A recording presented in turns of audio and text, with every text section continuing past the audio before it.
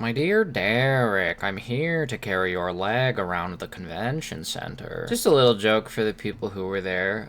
If you can't tell by the tone, the timbre, the cadence of my voice, I'm quite exhausted, but the news waits for no one, and I've already waited an extra day to do this, so... Apparently I missed this last week, despite recording it at this time, so I don't know how that happened, but we got in-hand images of the Bone Shaker, Ghibli, Bone Shaker. There might be more stimming in this episode, fair warning. And Twin Mill, I wouldn't say they look any better than the early shots and like the pictures at cons we've gotten. I am still excited for these, but right when I got the notification that they were going to charge, they had gone up like $7 because of tariffs. So just gonna wait, I think, for them to go on discount, because no matter how good a crossover figure is, they always do. Also, the realization that this is in fact a gear shift that you can put in the gear shift position in the car and just have a massive lollipop sticking up, that is pretty funny. It's very charming. Maybe they'll go on sale during Christmas. That would be a nice little treat for a girl like me. I guess I could always ask my parents for it for Christmas though. 25 years in a row of asking for the same thing every Christmas. I'm sure they're not sick of buying me Transformers yet. So despite promising that there would not be box sets for Devastator, here we have a box set for Devastator. Granted, it is Japanese exclusive, so I guess it's a Takara situation. And they all come with just peculiar bonuses. Like a hat and a box, I guess makes sense. A special big box and like is that a pin? That looks like an enamel pin. I guess that makes sense. But he comes with a suitcase, but also like $200 for Studio Series Devastator with a special suitcase. Seems like a pretty reasonable price. If you're in the area, obviously, I think import fees would cook this one completely. Also, would like to point out that the render they used for Superion here is literally just the silver bolt with the skeleton. There are no limbs attached to it. Good job, Hasbro. What an odd thing. More Eddie Del Rio images. I don't mind the Stratosphere we got in the movie, but I think this one looks more like I imagined Stratosphere to look. It's got his gray and his red. It kind of has the shape a little more than the green guy. I like his big tubby belly here. This is so adorable. And he's got big suspenders. They really liked suspenders in Rise of the Beasts. I think this would have been an ideal look for him. Actually, I think ideal would have been this is how he appears in modern day, but maybe he tells like a war flashback and this is how he looked in his prime. I think that'd be funny. I like the idea of Transformers getting like old and out of shape the way humans do. It's kind of cute. It's humanizing. Bit odd talking about promotional images for a figure I currently have in my house, but needless to say, he is as good as he looks. He does live up to the hype. As soon as Astrolift gets here, it's gonna be over for me. It is so gorgeous. I love this combiner. I love Ruination. I love RAD01. Been a great year to be a Rid fan, as long as you don't care about Omega Prime at all. But we're gonna move past that. We're gonna appreciate what we have, and what we have is one of the greatest third-party combiners ever made. More Aldi pictures. Haven't we seen this already? Is this just promo pics? Oh dang, he's cutting Magnificus in half. I like the pearly plastic. It's a little bit colored like a certain human fluid. We like that. It's the Life Giver, some might say. I like Shattered Glass Prime in the background, stance like Jamiroquai, or perhaps the lead singer of Limp Bizkit, whatever his name may be. They look very posable. I did actually see some Aldi blind boxes at TFCON, but they're just a little too expensive for what you're getting. Lasercat seems to be expanding outward. This looks absolutely adorable. I love that as much as they chibify this mode and chibify this mode, what they went for was specifically a penny racer aesthetic. Like, this is exactly what penny racers look like. I'm not sure if I would get this one, but if they did a Bumblebee movie Bumblebee in this style, I could definitely see myself picking it up. And I'm glad that they're having success and that they're able to spread beyond their initial releases. Seems like they're doing all the combiners now. We need more cute Transformers, because cute Transformers are a little bit overpriced for what you're getting. And I'm pretty sure these end up being like the same price per figure with a lot more going on. It's like having a posable Funko Pop. It's cute. God, TF Source needs to just let this mold go. I don't know how it is holding up so well, if it's even holding up at all. I haven't handled any version of this mold, let alone the modern release of it, but it has been being used and repainted for over a decade at this point. Calling it Make Toys is honestly kind of disrespectful. Make Toys has not existed for years. Make Toys has not existed since I was a man, but the fact that they're still selling this modern day for $150, it is absolutely ridiculous. They are kidding themselves if they think people are buying this. I always feel so bad walking into the dealer hall and seeing the people at the TF Source booth, because nobody's buying from them because everything is overpriced. It is absolutely ridiculous. And it's a shame because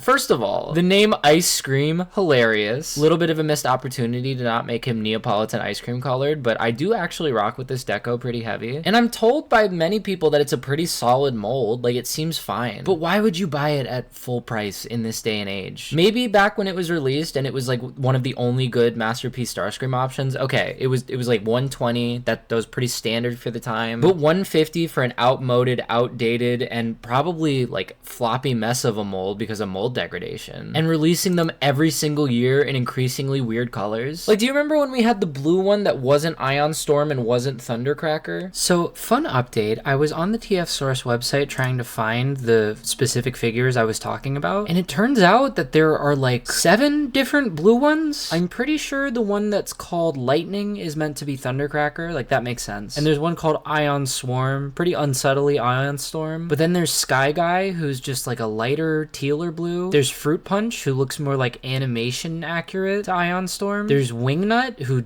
that's just Thundercracker again. And then Dye Job was last year's, and he's just like a darker blue. What are we doing? You still haven't made a pink one? And I've yet to see any of them go on a deep enough discount to justify purchase. If it drops below $100, I will get this, but I think the sun will burn out before that happens. God, this is a pretty color. Just standing it next to the Siege, it's such an unbelievable increase in quality. Also, the shape feels better. I've heard people complain about the proportions, but this feels wrong now. I think this is fine for what it is, and it's decent for its era. I feel about it a similar way as I do to like Earthrise Optimus. Earthrise feels like a pretty transitionary period. Like, all the figures from there are pretty outmoded now, and they're getting mogged on, but they're still pretty decent for what they were. But yeah, this is a million times better. Oh my god, it's gorgeous.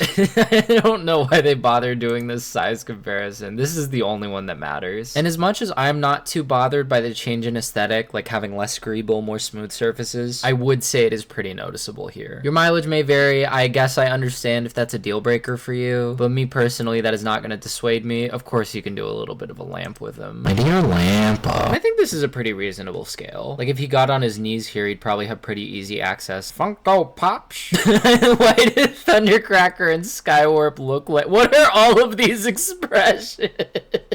I think the Transformers Funko Pops are generally pretty charming, but why did they give them the most gormless, brain-dead expressions? In a pinch, I could see myself buying a Thundercracker. He is my favorite Seeker, but I'm definitely not, like, particularly invested in these. The annoying thing about filming this twit is that there is technically a lot of news, but a lot of it is just the same stuff we've already seen in slightly different quality. Like, oh, here's Windcharger, but, like, we've seen him before. The gun storing under here is a very nice quality of life thing, and I don't know why looking at it from this angle just made me think of it. The retro release of this mold is gonna be killer. I love visored Windcharger. That is my Windcharger. Alright, I guess this person just had access to all the new toys. Very clean back. I don't know if I've said that before, but there's nothing new to say about this so far. I will have more words on this figure when I see it in person. I believe the same goes for the Seeker mold. You could complain about the parts forming taking the leg pieces up to the back if you want animation accurate, but it's an optional step, and I'll probably just leave it on the legs because that doesn't really bother me. It didn't bother me on the Earthrise mold. It's just a nice thing you can do. Quality of life, like with Studio Series Age of Extinction Optimus's backpack. Scales well. It's a gorgeous blue color. I'm so happy we're getting Thundercracker first. He's at perfect breastfeeding height. Like, this seems ideal to me. Come on, give me the new stuff. Yes! It was so wonderful being at TFCON the day that these dropped and being able to yap with everyone about them. So Flying Squirrel is a perfect mode for Bumblebee, I think. There's no light behind those eyes. This is our Bumblebee for sure. And Warthog Megatron feels appropriate. I don't know my Animal Kingdom like that, but it feels like aggressive and villainous, no matter what the Lion King might try to feed you, misinformation-wise. And they look gorgeous, honestly. Bumblebee is looking pretty heavy Naruto, and maybe that's just the headband and the fact that I know nothing about Naruto, but... And aesthetically, it's just stunning. I love the spiked armor. I love the head sculpt. Timelines is so cool, man. It just feels like they're letting the designers run wild. And the Warthog mode still having the tank on the back is so cool. And is this the first Flying Squirrel Transformer we've gotten? Maybe there was one in Rid or something? I don't know. And as amped as I am for these, we finally got the Mother load. A load of pictures of Mother is what I mean, of course. Age of the Prime's Onslaught did exactly what I asked it to. They made the kibble pieces into a big weapons trailer, and it has space for Brawl or Blast Off, presumably Vortex as well. Onslaught is reasonably sized, a little bit shorter than the combined Combiner Wars version, but I think that's okay. Combiner Wars torsos were pretty out of whack because they also had to be like the whole torso piece. The arms, I think maybe a little stubby, but that could just be by comparison. I'll wait to cast judgment on that until we see it in full color. I think color helps with making things look right. Most obvious sentence speaker dropped. And then the kibble pieces can form a little battle platform. This is literally exactly what I have been asking for months. It is so gratifying that it is what they're doing. He looks so good. I am so excited. I love Superion and Devastator in spite of their weird kibble management. This is the best use of combiner parts that we've gotten so far. Like Menasor was okay. Having it be the trailer was a no-brainer, but then it didn't really turn into anything convincing. But this is just like his little battle platform from G1. This is perfect. I am so amped. And then we get better looks at all of the timeline stuff together. I love that you can have the flying squirrel Bumblebee like posed not in flying mode, just kind of sitting on the ground like a good girl. I love the odd proportions on Megatron's legs. It feels a little bit like he has extra armor there. I don't know the ins and outs of samurai armor, but it feels aesthetically appropriate. And it looks like he has a fair range of movement in this mode as well, in Warthog mode. Like movement in the front, and it looks like swivels in the back too. Why is he stanced like that? Oh, that is a nasty head sculpt. I appreciate for all the head sculpts that they are deviating and stylizing them, but it's not so far removed from the source material that it's unrecognizable. Like, this is definitely still Megatron. God, this is some of my most amped releases of next year. I'm so excited for these. My god, they even let Beast smile! Finally! Yeah, Onslaught's arms do look a little bit short. That is a perfect face sculpt, though. Backpack looks okay. Aside from the arms, the only other thing I can find to kind of complain about, I wish that the smokestacks / cannons were a little bit longer. It's not even the length that I think is the problem, which is a complaint that I've heard a fair number of times. I think it's the fact that the cannons don't go further in. Like, this part is just the backpack, and then immediately the cannons spring out, where usually the cannons start down here and go up, which I'm assuming is a concession made for the rest of his modes, so I'd say it's a worthy sacrifice. I'm sure it'll look better in color. Also interesting to note, the feet here are pretty identical. It seems to be shared engineering to like the Silverbolt mold. Wondering if they're standardizing in some way. I don't mind it, just something to point out. I think it would have been pretty cool if they showed off the Bruticus skeleton mode, but I guess they're building hype for it. Oh my god, but the fact that it can pivot in the center. Here I thought that was only going to be something we got from MMC. Oh, truly we are spoiled. God, he's big. Not actually a lot to look at in the dealer room. There were like only 2 display cases with prototypes. Kind of disappointing compared to last year when there were so many cool gray things, but it's mostly just some, is this X-Transbots or Fans Toys? It's one of the MP studios that I care nothing about. Mr. Celery over here, but they do not pique my interest in the slightest. And then like a silver slug slinger. I don't know if this is Fan Toys, X-Transbots, it's one of them. And then a Primus. Like, it's all stuff that I could not care less about, man. Big exciting one that I wasn't expecting to see. I have this on pre-order already. I'm very excited for it. And it's pretty small, which it's not a problem for me. That is exactly what I wanted out of this. Very amped for this. The sculpting looks gorgeous. It may be from the worst Transformers show, but it looks great. And then, of course, the fun surprise that the repainted Motormaster kit was going to be there. I did pick this up. It does come with an extra sword. I haven't opened it yet. Might do that on a live stream. I think that'd be a fun thing to do. But I handled one and it felt great. And then it's just more of, I don't know what this brown paneled room is, but apparently it had all the treasures that there were. Quintus seems to have a very appreciable range of movement. The opening back, this really feels like shared engineering with the Quintus on High Commander. And I do enjoy that figure, but again, so much clear plastic, so much soft rubbery plastic. And especially with how much the primes have been letting me down lately, I am not really excited for this. I don't think it's going to be good. The Warthog Megatron's looking a little bit small, but if the quality's there, I'm not that pressed about the size, as long as they're in scale with each other, because that's all they really need to be scaled to. Yeah, where is this room? They had everything on hand. G1 blast off, Combiner Wars blast off. Very clean from the back. I appreciate that. Seems like they're getting better at managing back kibble over at Hasbro. I like the scale with Brawl. I really hope that Swindle isn't as big as Brawl, even though it would make sense if he was, because I feel like height differences in the Combaticons is important, but they might just make him the same size because he's going to be the other leg. We'll see. And then they had G1 Sure Shot here too. Surely this is like an official Hasbro person doing this. Okay, they're married. We know that. They have hair on the back of their hands. We know that too. That narrows it down a little bit. It's definitely not me. Back of the hands are not where my body hair comes in. If you want to know where the rest of my body hair is, you got to go to the secret upper tier of the Patreon. I do appreciate that the wheels ended up in the same place on the modern figure as it did on the vintage one. That feels like a very intentional design choice. Someone's a little bit excited. All right, that was 2 sexual jokes and 1 comment on the actual figure. That was worth clicking on. Big Convoy in hand. Nice that he can do his freak destruction elephant head Wait, is that the butt? Does the whole thing turn around? God, this battle mode is scuffed. Complimentary. I'm so excited for this thing. You can pop everything onto the back, or you can remove it, give him a more clean silhouette, and he can do the... This is the Matrix Buster, right? I'm pretty sure this is the Matrix Buster. Matrix Buster Keaton, Michael Wait.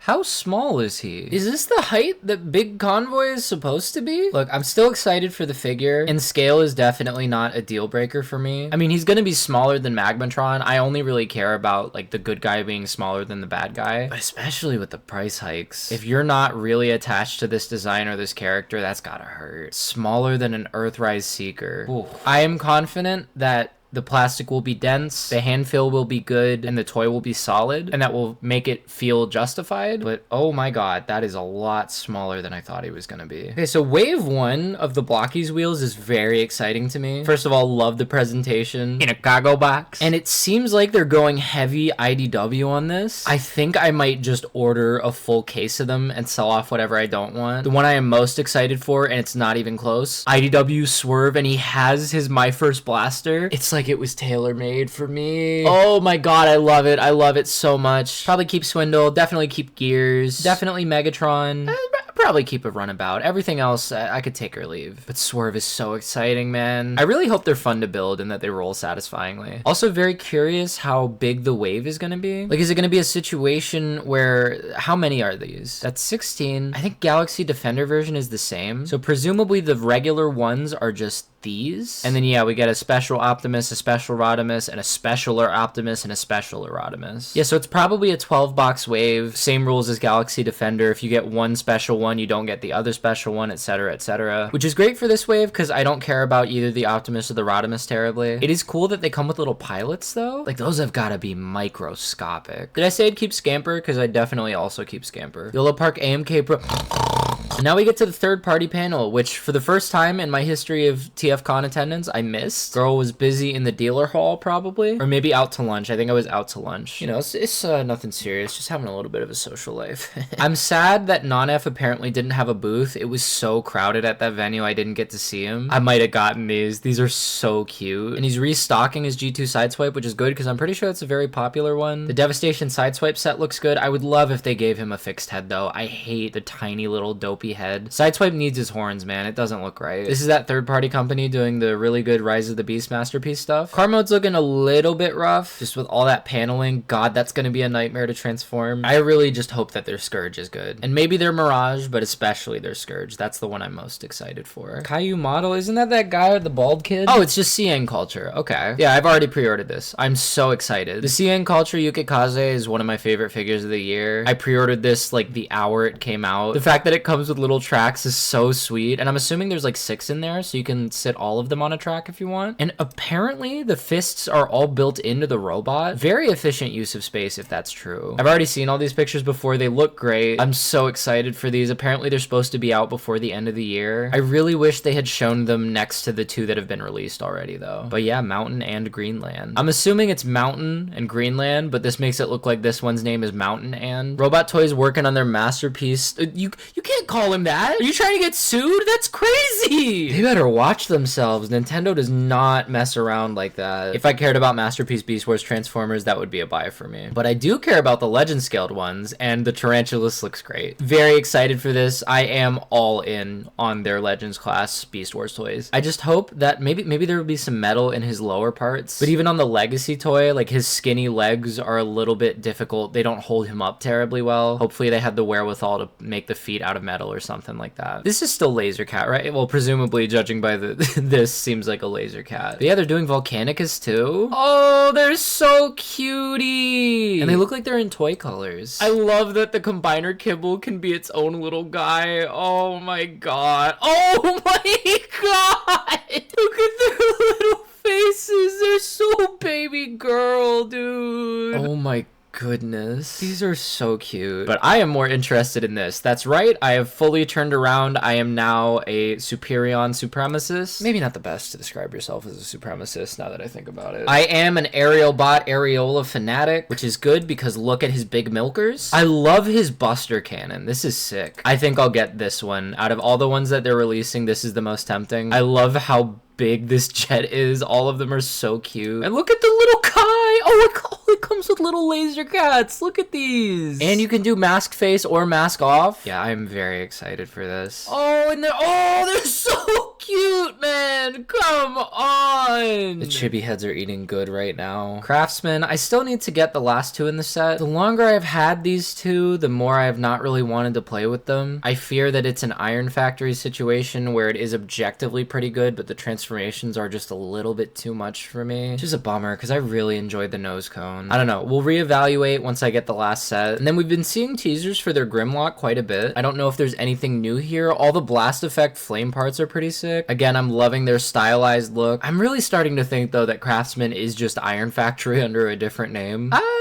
I don't know how I feel about this. It's kind of giving Evangelion derogatory. I guess it's a nice option, but their Abominus looks pretty good so far. I'm very excited for Ripper Snapper. Again, I just hope they don't go the Iron Factory direction, or if it is why does the censoring here sorry, I got a little stun locked. It does not make it look like it is hiding something cool. It kind of just makes it look like Japanese pornography, especially in this region. That is a shape I am well acquainted with. Although this does show that apparently Ripper Snapper is going to be Scramble City, so that's a step up from the Computron, though it could be a step down because that means he would be more complex and still at the same scale. I want to wait till reviews come out, but I am quite fond of Ripper Snapper as a design. I could be persuaded. Yeah, Magic Square and New Age are going to be duking it out to see who my new 6-shot is going to be, because I want to get rid of the Titans Return one. The idea of a pocket-sized 6-changer is a lot more appealing to me, and this looks pretty clean. I think Magic Square's Masterpiece Combaticons look better than Mastermind Creations.